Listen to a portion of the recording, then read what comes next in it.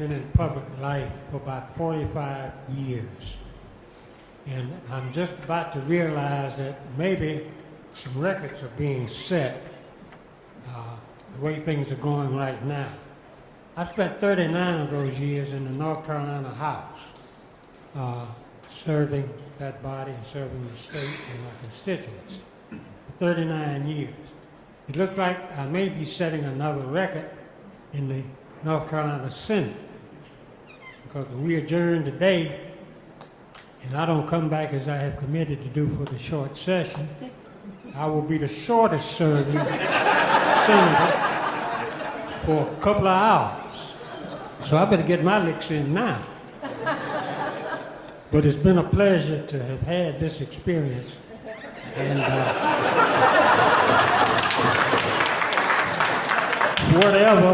whatever it is.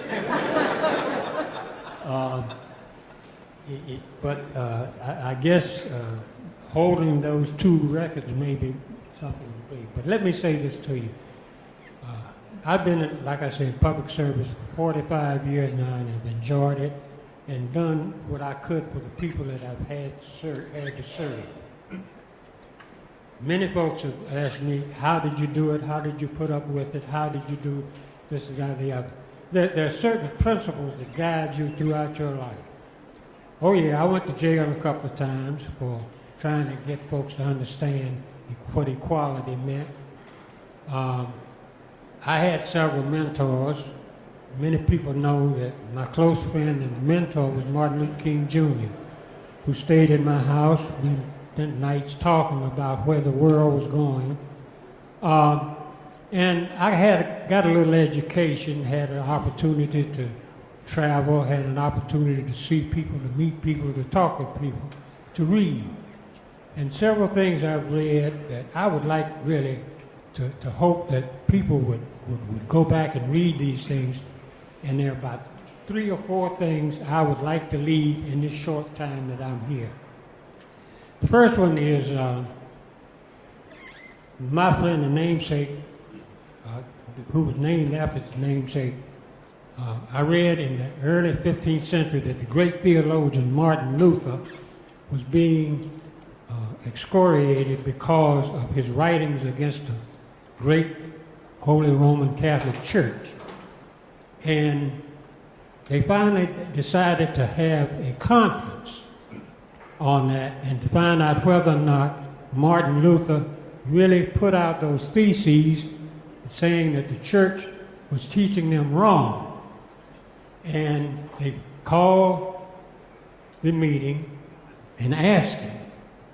And at that meeting he said, they asked him, did he write those 95 theses that he posted on that church door? He said, let me think about it overnight and I'll come back to you in the morning. The next morning he came back to that group, and this is what he told them, and something that I have always lived by. They asked him to draw back and take those theses back.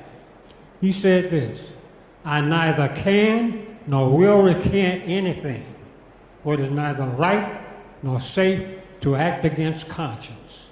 Here I stand, I can do no other. And then there's another thing that got me going even further than that. And this was a gentleman named Dean Alfange, who had a creed for America. And it started out like this. I wish to be uncommon. I do not seek security. I do not seek a higher place. I seek only security for the presence of my being. I never will cower before any master, nor bend to any threat. It is my heritage to stand erect, proud, and unafraid, to think and act for myself, to face the world boldly and say, this I have done. And finally, Mr. President and members, I learned something 50 years ago, more than that has stuck with me, and I have adopted as a creed. I have to live with myself, and so I want to be fit for myself to know. I want to be able, as the days go by, always to look myself straight in the eye.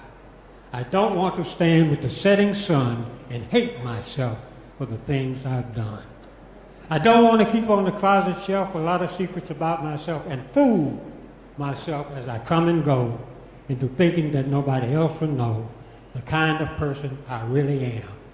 I don't want to dress up myself in sham. I never can hide myself from me. I see what others may never see. I know what others may never know. And so, whatever happens, I want to be self-respecting and conscience-free.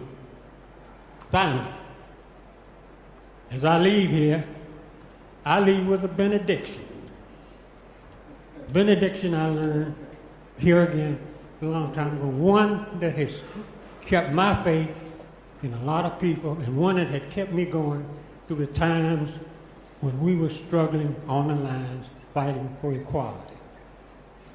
It comes from a play on Broadway called Pearly Victorious, and it portrays a plantation, and the white owner of that plantation died, and they had a service for him in the black church on that plantation.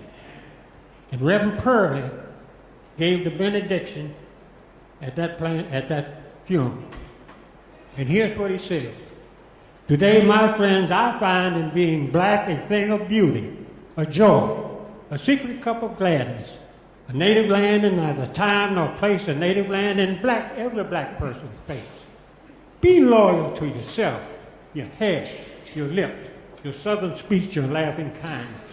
A black person's kingdom is vast as any other, except in full the sweetness of your blackness, not wishing to be white, nor red, nor yellow, nor any other race or face but this. Farewell, my deep and Africanic brothers and sisters. Be brave. Keep freedom in the family. Do what you can for the white folks and write me in care at the post office. And now, may the Constitution of the United States go with you, the Bill of Rights protect you, and your own dreams be your only boundaries henceforth, now and forever.